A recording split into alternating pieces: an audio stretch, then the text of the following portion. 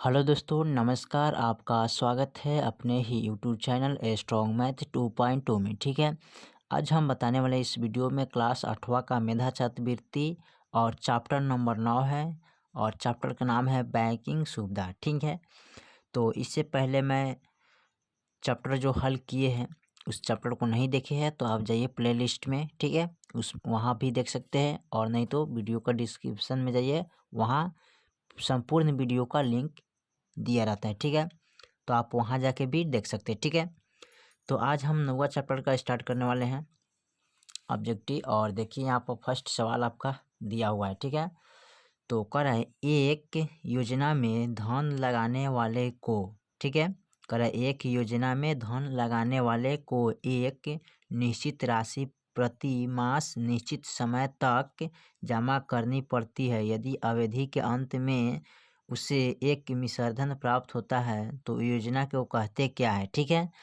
तो योजना में 4 गो ऑप्शन दिया है, जैसे कि एक ऑप्शन है अवधि जमा, दूसरी का है आवर्ती जमा, और तीसरी का है चालू खाता, और चौथा है बचत खाता। ठीक है, तो ये चारों ऑप्शन में कौन होगा इसको आपको समझ, तो आइए इसको हम कॉपी पर समझते हैं। ठीक है, इसको हल करके चलिए, तो आपका आंसर कौन होगा, आवर्ती जमा होगा। ठीक है, आप आवर्ती पर टिक लगा सकते हैं। ठीक है, चलिए इसका दूसरा नंबर में क्या कह रहा है उसको देखते हैं। इसका दूसरा सवाल कर रहा है कोई व्यक्ति एक निश्चित अवधि के लिए बैंक में एक निश्चित राशि जमा करता है और अवधि के अंत में ब्याज सहित उसे राशि वापस की जाती है। इस योजना को क्या कहते हैं। ठीक है, अगर कोई व्यक्ति अपनी मनी को जमा करता है तो उसके साथ क्या मिलता है, ब्याज सहित उसे राशि वापस किया जाता है, तो इस योजना को क्या कहते हैं, सावधि जमा, बचत खाता, कि अल्पावधि जमा, या आवर्ती जमा। ठीक है, तो इसका हो जाएगा कथी, सावधि यहाँ पर होगा उसका सावधि जमा। ठीक है, कौन होगा, सावधि जमा, तो इसको हम लिख लेंगे। ठीक है, सावधि जमा को तो यहाँ पर लिखिएगा कौन, सावधि जमा। ठीक है, चलिए हो गया। इसका देखते हैं तीसरा नंबर सवाल क्या कह रहा है। 3 में तीसरा नंबर सवाल कर रहे हैं आवर्ती जमा निम्नलिखित में से कौन है। ठीक है, एक निश्चित राशि 60 दिनों के लिए जमा करना, कि निश्चित राशि निश्चित वर्षों के लिए जमा करना, निश्चित राशि प्रति माह एक निश्चित समय तक जमा करना, कोई राशि एक अनिश्चित समय के लिए जमा करना। ठीक है, तो इसमें 4 ऑप्शन में चूज करना आपको, तो 4 में ऑप्शन कौन होगा आपका, तीसरा होगा, निश्चित राशि प्रति माह एक निश्चित समय तक जमा करना। ठीक है, तो आप तीसरा पर टिक लगा दीजिएगा। ठीक है, चलिए सवाल नंबर तीसरा भी आपका नोट कर दिए, कह रहा है निश्चित राशि प्रति माह एक निश्चित समय तक जमा करना। ठीक है, तो तीसरा पर आप टिक लगा दीजिएगा। चलिए सवाल नंबर हम चौथा देखते हैं, चौथा में क्या कर रहा है। चौथा नंबर सवाल कर रहा है एक व्यक्ति 300 रुपये प्रति माह 5 वर्षों तक किसी बैंक में जमा करता है, वह इस अवधि के अंत में मिश्रधन चक्रवृद्धि ब्याज सहित प्राप्त करता है, तो इस योजना को क्या कहते हैं। ठीक है, यानी एक व्यक्ति 300 रुपये प्रति माह 5 वर्ष तक किसी बैंक में जमा करता है, वह इस अवधि के अंत में मिश्रधन चक्रवृद्धि ब्याज सहित प्राप्त करता है, तो इस योजना को क्या कहते हैं, आवर्ती जमा, कि अल्पावधि जमा, कि अवधि जमा, कि बचत खाता। ठीक है, तो आपका चौथा का ऑप्शन हो जाएगा आवर्ती जमा। ठीक है, क्या होगा फर्स्ट वाला आवर्ती जमा, तो आवर्ती जमा पर आप टिक लगा लीजिएगा। ठीक है, चलिए तो आपका हो गया कौन, आवर्ती जमा। ठीक है, उसके बाद हम लिखते हैं 5 नंबर सवाल क्या कह रहा है। चलिए 5 नंबर सवाल कह रहा है एक व्यक्ति 6 महीने के लिए 500 रुपया बैंक में 6% वार्षिक ब्याज पर जमा किया और अवधि के अंत में 515 रुपये मिश्रधन प्राप्त किया, तो इस योजना को कहते क्या है, अल्पावधिक जमा, अवधि जमा, की बचत खाता, की आवर्ती जमा। ठीक है, तो आपका हो जाएगा अवधि जमा। ठीक है, तो अवधि जमा इसमें कौन है, अवधि जमा, तो यहाँ पर है ऑप्शन 2, तो आपका ऑप्शन नंबर 2 पर टिक लगाइएगा, अवधि जमा होगा। ठीक है, चलिए तो यहाँ पर आपका लिख दिया ऑप्शन अवधि जमा। ठीक है, अवधि पर आप लोग टिक लगाइएगा।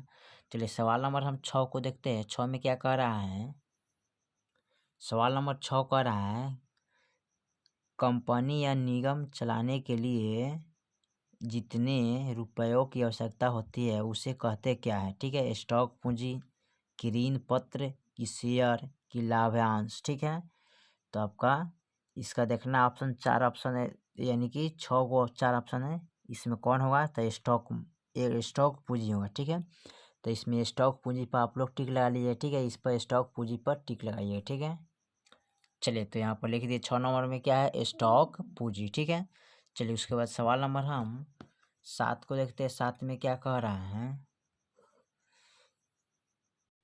सवाल नंबर 7 कह रहा है कौन सा निवेश अधिक लाभकारी होता है। ठीक है, 15% ऋण पत्र जो 18% प्रीमियर पर, कि 2 में 14% ऋण पत्र जो 4% बट्टा पर, की उपलब्ध नहीं है, दोनों हैं, दोनों इनमें से कोई नहीं। ठीक है, तो आप 7 नंबर का टिक लगाइए क्या, फर्स्ट वाला 15% ऋण पत्र जो 8% प्रीमियम पर। ठीक है, तो आप 1 नंबर पर टिक लगाइएगा। ठीक है, चलिए तो सवाल नंबर आपका 7 का हो जाएगा कौन, 15% ऋण पत्र जो 8% प्रीमियम पर। ठीक है, चलिए सवाल नंबर हम 8 को देखते हैं। 8 में क्या कह रहा है, सवाल नंबर 8 कह रहा है 20% वाले 4,500 रुपया के स्टॉक से आया निम्नलिखित में कौन सी होगी। ठीक है, 20% वाले 4,500 रुपया का स्टॉक से आए निम्नलिखित में कौन होगा। ठीक है,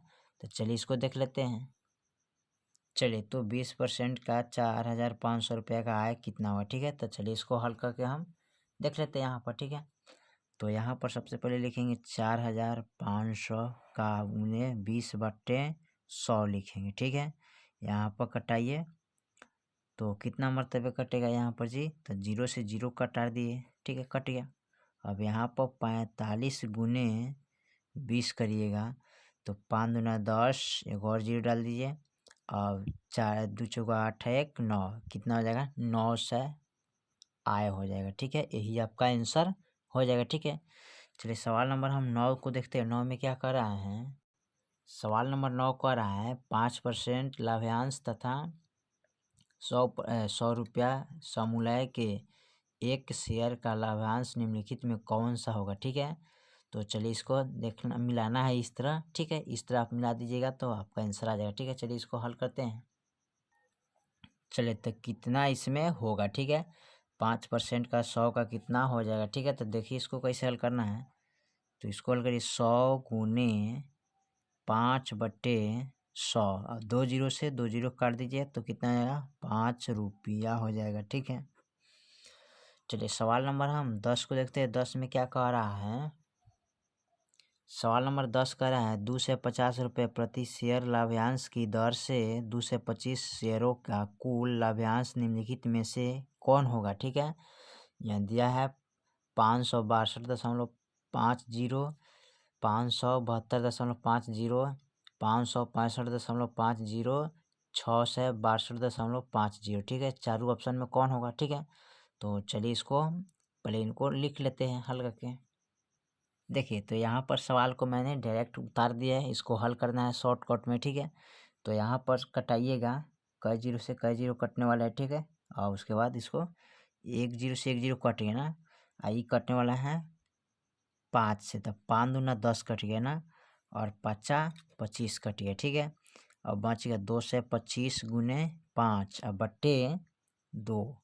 अब इसे गुना करो 50 25, 5 दूना 10, 11 12, और 5 दूना 10, 10 1 13। ठीक है ना, सॉरी 50 25, हाथ में 2, 5 दूना 10, 11 12, हाथ में 1, 5 दूना 10, 10 1 11, यानी कि 1125, यानी 1125/2। ठीक है, आप इसमें क्या करिए 2 से भाग कर दीजिए, तो 2 से भाग करिएगा तो कितना आएगा जी, तो चलिए इसको 2 से यहाँ पर भाग कर लेते हैं 11 25 में, तो 5 दूना 10 होता है तो 10 लिखेंगे, कैंसिल 1 2 चला, फिर 5 दूना 2 पचे, सॉरी 2 पचे 10 हो गया, फिर इसको लिखेंगे कितना 2 छक 12। ठीक है, तो कट गया। उसके बाद यहाँ कितना आ गया 5 5 आ गया, तो 2 दूना 4 हो जाएगा ना, तो 4 लिखेंगे।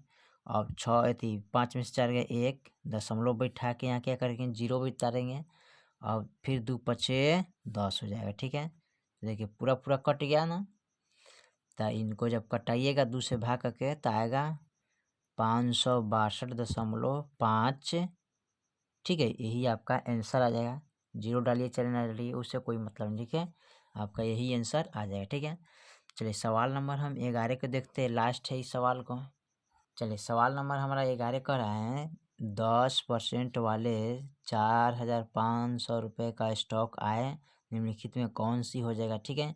तो इसको इस तरह सजा कर लिख देना है बस, ठीक है। चलिए इसको हम सजा देते हैं।